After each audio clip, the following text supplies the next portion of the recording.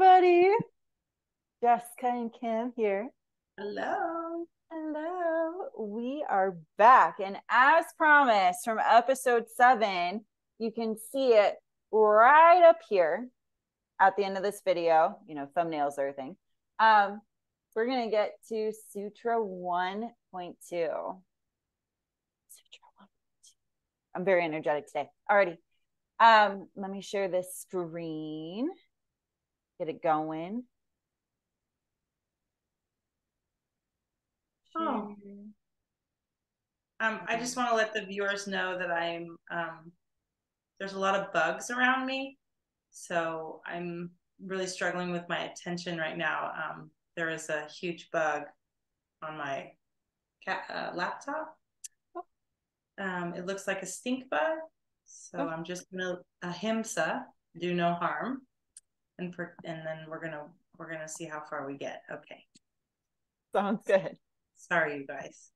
All right, talk to me, Jessie. Where are we starting today? We are starting with Sutra 1.2. I think let's start with saying it, right? Okay. And I think just, a reminder, should you say it with us? I think we should take a call and response just saying it.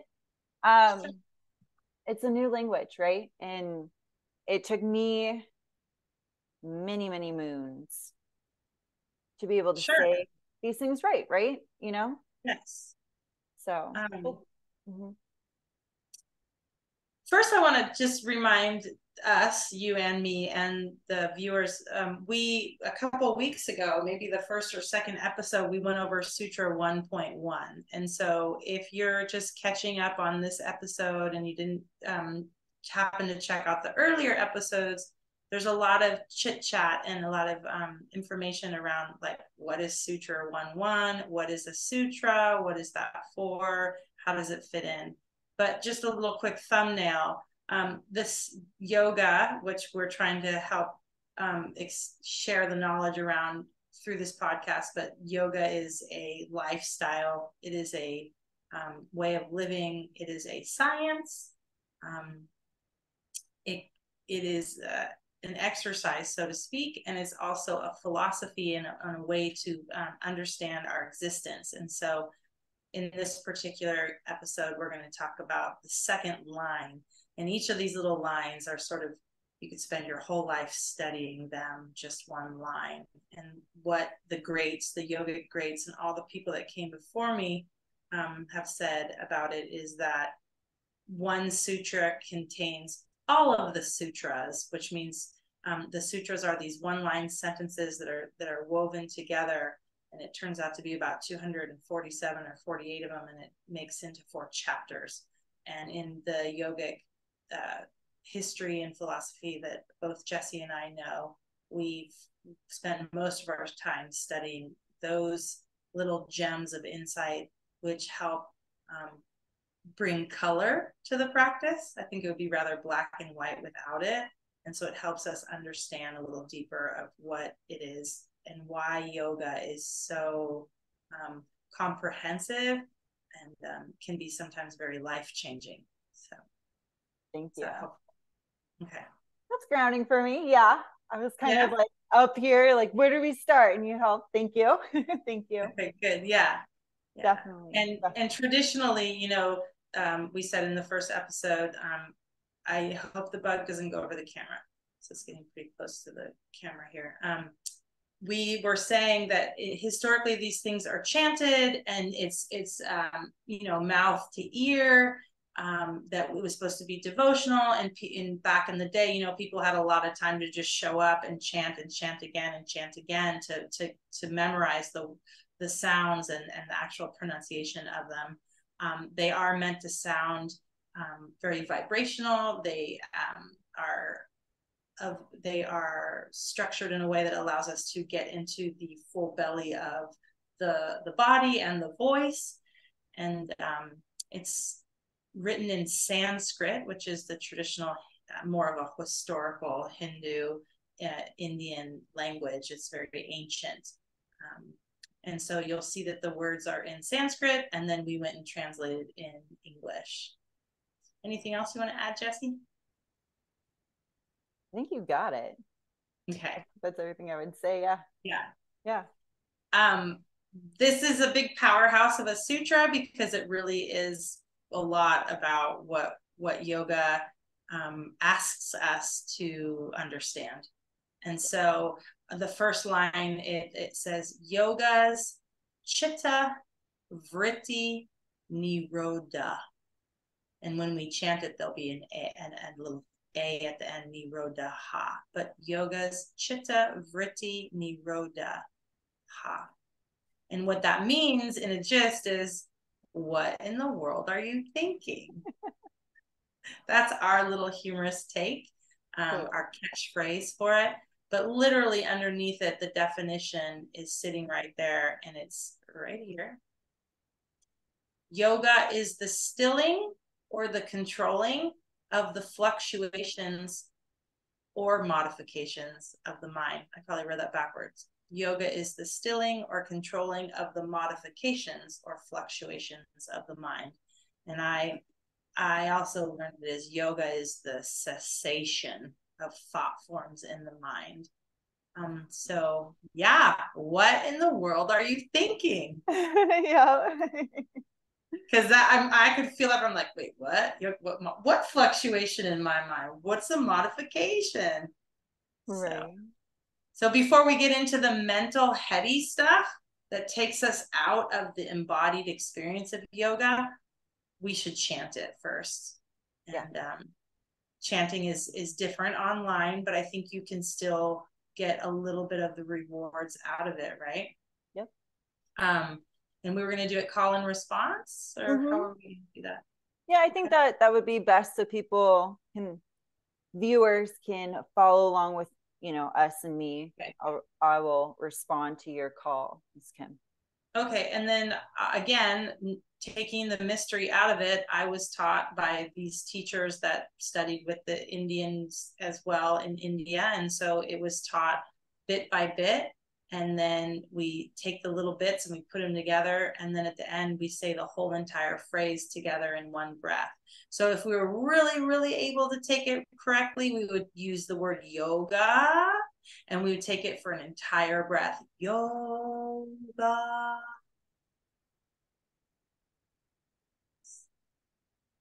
We're not going to do that today. But if you want to feel that type of thing, this is about breath. It's not just singing to hear ourselves through our vocal cords. It's actually encompassing the capacity to take breath deep from the belly and use it to make sound. And in these particular sound syllables, they are meant to ask the body to work harder in certain areas to make the sound. And that's when you begin to feel what you're feeling in your body.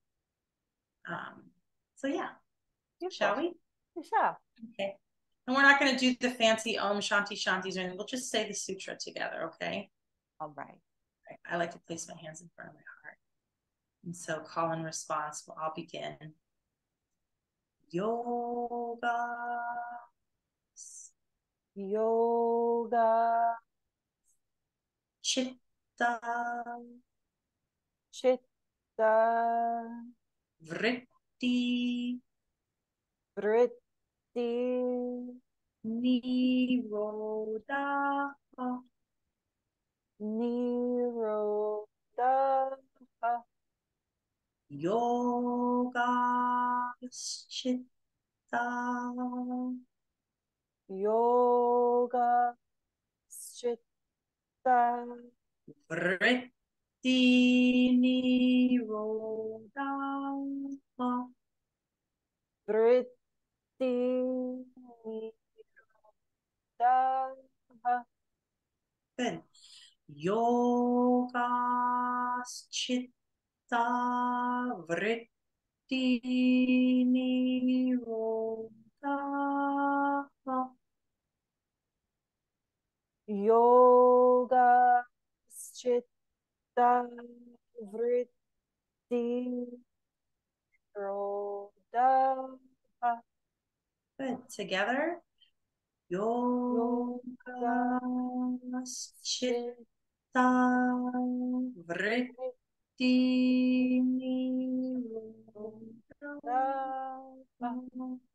Again, yoga chitta vritti nirodha. And whispering, yoga chitta vritti nirodha. Whispering silently in your lips.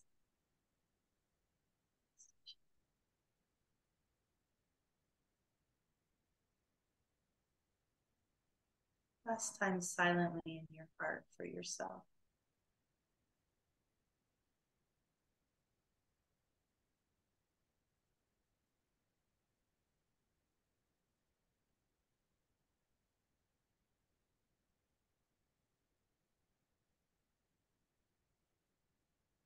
Your vritti just made me smile every time, by the way. I love it. For the listeners, I speak Spanish, so there's a lot of like Trill. Yeah, it's a lot of little rolling R's that I can get away with on that, but yeah. And I had to teach myself how to do that. So for friends who are like, I say vritti, totally fine. Don't trip. It's not the point. So. Yeah. What I hope people can hear and sound in the podcast, in this experience, is that when you hear the sound yogas chitta vritti nirodha, and so I'm using my diaphragm to sort of feel into that physical experience. So it's very fun to use the yogic sounds and seed syllables to access like more breath capacity too. So it's pretty neat. Yeah. Yeah, definitely. All right. What in the world are you thinking? What am I thinking, Miss Kim? Should we just read some other translations for a second? Sure. Yeah, let's do it. Make sure you quote who it is. Of course. And friends, it will, like episode 2, first episode of Sutra that we did, it will be in our description below, the book titles and their authors, just so you know, in case you're interested. So we have the Patanjali Yoga Sutra as a journey to self-realization by one Bhavani Maki, the Yogi's Roadmap. All right. So in this text, Yoga Chitta Vritti Nirodha, yoga is the intentional resolution of all self-limiting and self-defeating thoughts, patterns, and tendencies within our personal energy field. Reread. Mm-hmm. Yoga is the intentional resolution of all self-limiting and self-defeating thoughts, patterns, and tendencies within our personal energy field. Juicy. Yeah. What else? What else you got there for definition? From The Heart of Yoga by T.K.V. Desikachar, we have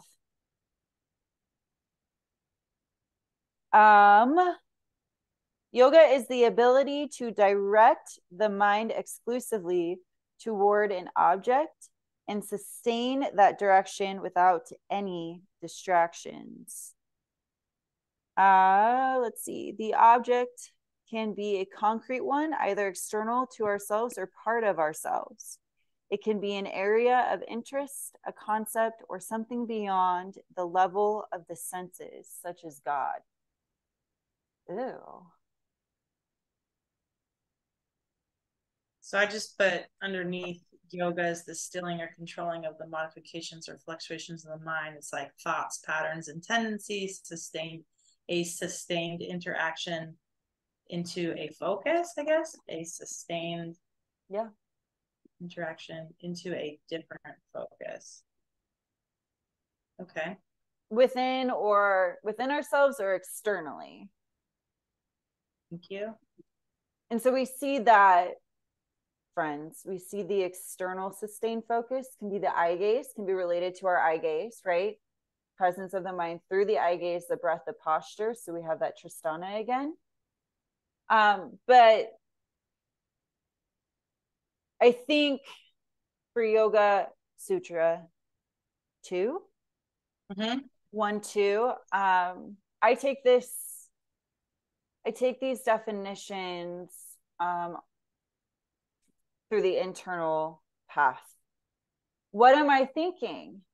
Right? Where is my mind when I am holding posture or living life? Like, what is going on in life? I think for me, that's where this sutra has, where I've found value in this sutra. Personally. Give me an example. Okay.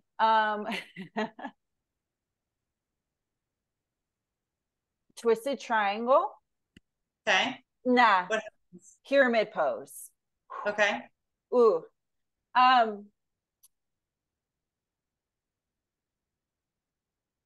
I will automatically think about how much I do not like that posture. And then I will think about how much I can't do this posture the way I want to do it. And then I'll automatically think about, oh, there's a lot that I would like to do that I can't do yet, or I'm not doing it the way I would want to do it. Oh, I judge myself for that. So my body is here. My mind is over here. Okay. So bringing it back. So it's the observation point, I think, is how this sutra has served me thus far in my practices. It's the ability to observe what's happening for my brain as I'm holding posture, and then using the tools of a physical practice of yoga to, what is it? Stilling or controlling the modifications or fluctuations of the mind, my thoughts. So, how do I still what that? do you do? Yeah. What's the next step after you realize you have chaos? I take a deep old breath. And then what? And then I'm like, where are my eyes? And so I'll bring my eyes back. And then I'll take another breath and relax a little bit. Like, and then what? And then I'm present. And then it happens again. How many times? Oh, 1,000 trillion billion throughout the practice and every posture. Right. Or maybe like the 5 breaths that you spend in that shape, or the 10 or 12 breaths, right? Exactly. Right. Every breath, it's, my mind goes somewhere and then it comes back. Yeah, that's valid. Right. And when something strays too far, what is the natural tendency to do? Bring it back in. Bring it back to the center. So when the mind is going way far into the patterns, the thoughts, the tendencies, the science of yoga brings you back. You take your eyes to one point, you take that breath and you slow down the passing of time, right? And just like it says in blue here, it's like the moment you want to jump out of the pose is the moment the yoga truly begins. So what this is offering you, right, is the opportunity to realize, because in the next line, it's like we attach ourselves with the darkness, right? So as your thoughts are running rampant on you, because yoga is asking you to put you in a place that on purpose puts you there, the eye gaze and the breath are the scientific tools that can allow you to begin to understand, right, that you have a fluctuation of the mind, or that it's something in your mind that you're like, well, actually, now I'm aware of what it feels like. Is it a positive feeling, a negative feeling? Because if it's positive, I love pyramid. When I get there, I'm like, thank God. Oh my God, this is so great. And you're over there going, I'm gonna die. Oh my God. Right. So the fluctuations of my mind are the same as yours, but mine is a pleasure feeling and yours is a pain feeling. But I have to do the same thing, Jesse. I have to go, oh, look at me in emotion. Oh, this feels so good.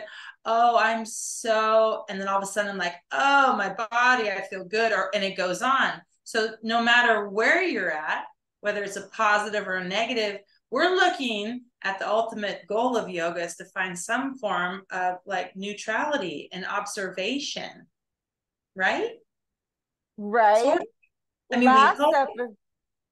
right. Last episode, we have our protons and our electrons, positive and negative, right? And we're all up out here in the cellular field, buzzing around wherever you are in any day, in any practice, in any posture. And the idea, the goal is to slowly bring yourself back to that neutron, that neutral space, and just be present. Mm-hmm. Right. And so a couple of things that, well, pretty much one that came up for me is these are why these definitions in this sutra is so great, because it asks two things from the practitioner. One, have awareness.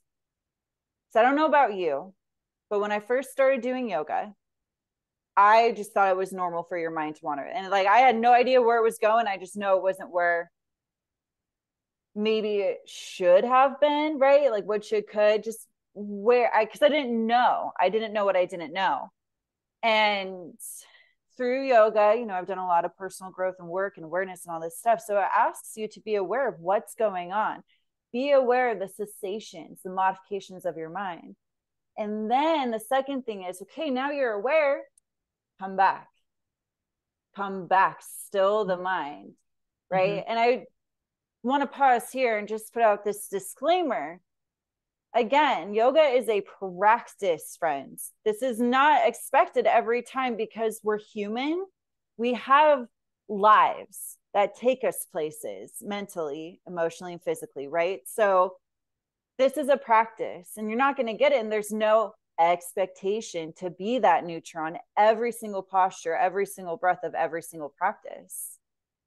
It's only happened to me once where I was in a warrior too. And I just remember thinking, whoa, I'm not thinking about anything right now. I'm just in my body. I'm relaxed while doing this posture. Since then, I haven't seen that space very often, like maybe once. And that was 5 years ago, So, but the important thing is that you had the experience of it. So like the last phrase in the closing mantra, the Mangala mantra, may all beings be happy and free. And I always add in, even if it's just once in their life, that while they're in their body, they have the feeling of samadhi or happiness and freedom or whatever that word is, that doesn't, the miracle moment, so that we know there's more available than meets the naked eye, right? Yeah. And I will say, contrarily to what you just commented, because this makes a great, polarity piece, is like, you're right. There's no reason that there's no expectation that you have to get there every time, all the time, this and that, blah, blah, blah. But actually, it's up to the teacher to kind of hold a form for you, that middle line. That's why Ashtanga, we had that conversation in a previous episode. It's like, why can't we just veer everywhere we want, whenever we want? We can, but then the whole universe kind of veers wherever they want. That's not physics, right? So there's so many aspects of life experience that we actually need. Perfection's one of them, way out on the edge, right? And then this loosey-goosey, that's part of the whole universal soup. So my also addition to this concept of like having expectations or being too hard on ourselves or whatever, we actually do want to come into that place so that we can feel neutrality for its value, just for its value. And what we're doing here in yoga is trying to actually build more of a system towards rest and digest and understanding and reflection. And yeah, essentially moments of neutrality, but they'll happen more and more and more the more we practice. Yes. And so here's a reflection that comes, right? No expectations, but a goal. But that whole thing came from my past attachments to my past expectations of my practice. and assuming or projecting. I think it's good that, you know, because we just had this conversation about expectations, you know, for beginners, right? Like, I don't know what yoga chitta vritti narodaha is and what, like, my mind's all over the place. I'm never coming back because I like totally failed. Let's not get too crazy, friends. Like, it's your first try. But, you know, 5 classes, 5 months down the road, this is why we're here. Like, let's know this and practice it. Bring yourself back every breath or something, right? But yeah, that's my thing. And then it isn't like the next sutra about attachments, or is that Well, in welcome to the present moment about recognizing what in the world you're thinking, because when you do, you realize that like you are not your thoughts, you actually have choice option. And then the fourth line goes, and when you don't recognize that, you continue to think you are all of the nasty negative thoughts or any of those thoughts in your mind, and so on and so on. So I think the attachments were in the kleshas, the second book. Or no, later sutras in the first chapter. Anyways, we're not there. But yes, so thank you for that. That was a great reminder, because that is the goal, is to have a moment or many or whatever in your practice of neutrality, even if it's for a moment, but let's try to have it at some point, you know? And yeah, I think for me, after 20 years, that even so, like, I'm traveling, right? And sometimes it's great to take a break from all of the patterning of yoga. And tomorrow I'm going to be taking my practice back. Like, I took a couple of days off of driving. I couldn't, blah, blah, blah. So I returned to actual asana practice tomorrow. And I asked myself, why, you know, again and again and again, after all these, I'm like, okay, here you go again with those thoughts of like, whatever they are, right? But I'm like, no, actually, it's not about those thoughts. That's fine. These thoughts are here and they are a part of me. They get smaller and smaller and they sort of are less contentious or like huge. Each time this happens to me over all these years, I'm like, no, actually, I go to the mat so that I can remember that this is available to me at any time. And the transition into and out to of whatever this is pretty much neutral. I just do it because I am. I do it now after all these years because I wanted it to be like this a long time ago and I didn't know it. I wanted something I didn't understand. And now I'm here 20 years later. I'm like, oh, this was the thing that I wanted after all these 20 years, to have it be neutral. But that's what it is. And neutral is now covered and colored with like contentment, health and wellness, cellular lightness, less anxiety. I know that when the anxiety comes up now, I've practiced it so many times, it's just a spell. It's just a black cloud. And what do I need to do? Come on over here and let me hold you in the way I'm going to practice my yoga practice. So what in the world am I thinking? I'm thinking that. I'm like, how can I continue to feel all these positive feelings as I meander through my river of life that takes me to the cuts of Tennessee where it's freezing, and then the humid, you know what I mean? And you don't know when the next repetitive practice is going to be, but you do know that you're committed to the relationship of this. Atha Yoga Anushasanam. Here's my present moment. Okay, well, let's check in with the fluctuations of my mind. I'm going to weave that with my yoga poses.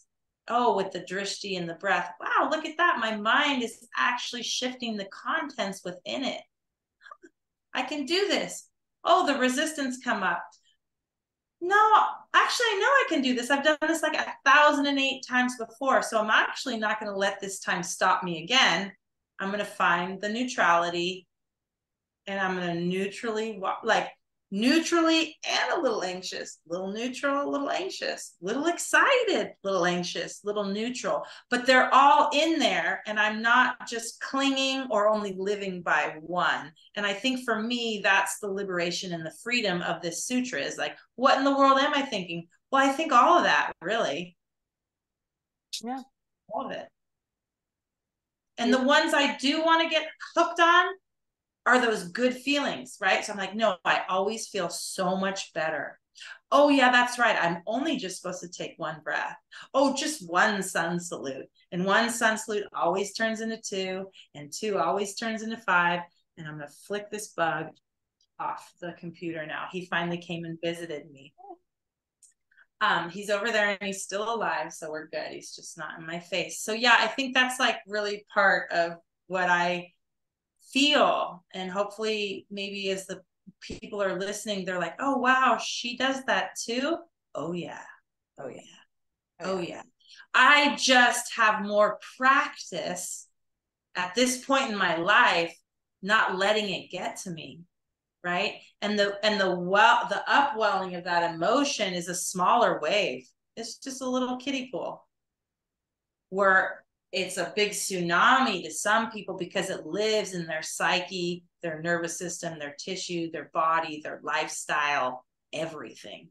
And so that's what we do in yoga. We just come in breath by breath, bit by bit, posture by posture, continually weaving in the power of now, continually working on the fluctuations of our mind that are there to teach us to have more compassion, more discipline, whatever, more joy, who knows. But that's the opportunity I think that beginners could take from our podcast today, and anything that they can relate to as I share it, Yeah, I agree. I just kind of want to summarize. I think we should definitely do a part 2 because I feel like there's a bit more to dive into here. Maybe some things to reiterate, and then just kind of how we did the first sutra on and off the mat. How does this sutra apply? But for today's episode, right, we chanted it. We distilled it down to one phrase, even though we have definitions that are one phrases. And really it is stilling or controlling the modifications, what we're thinking through. And we do that through the science of yoga, which is posture, breath, and eye gaze. And so every time your mind flutters away, you catch it, you catch that butterfly, and you breathe some love and compassion into it, some neutrality. Fix your eye gaze. Monkey eyes is monkey mind, right? Chitta vritti, also to some known as shitty vritti. Am I right? That's real. A little PG-13 won't happen again. Anyways, and then you move on. Then you go to the next posture, the next breath. And if it happens again, you do the same thing. And all of this brings us to, it is a repetitive practice. It is work.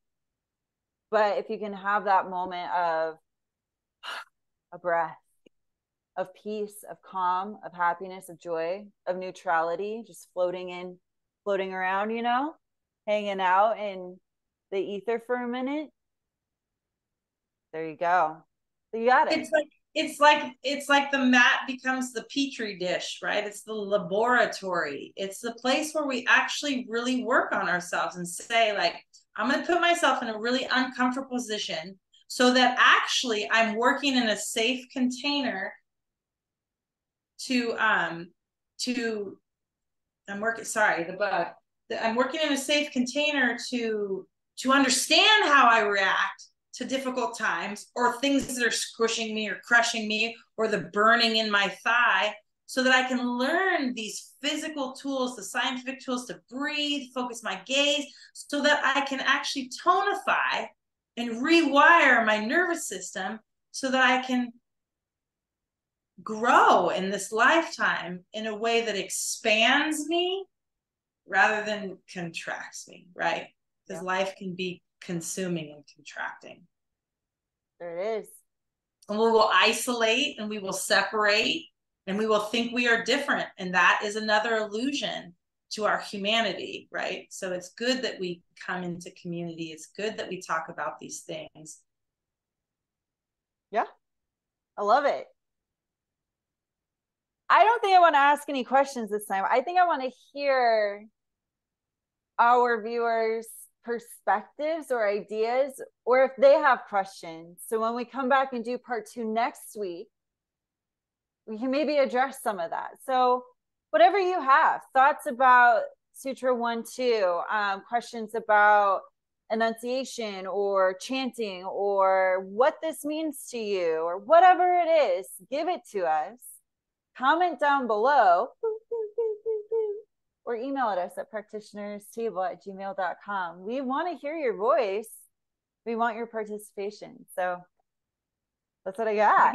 Maybe we'll all come together and practice together one time. That would be amazing. That would be amazing. Yeah. Awesome.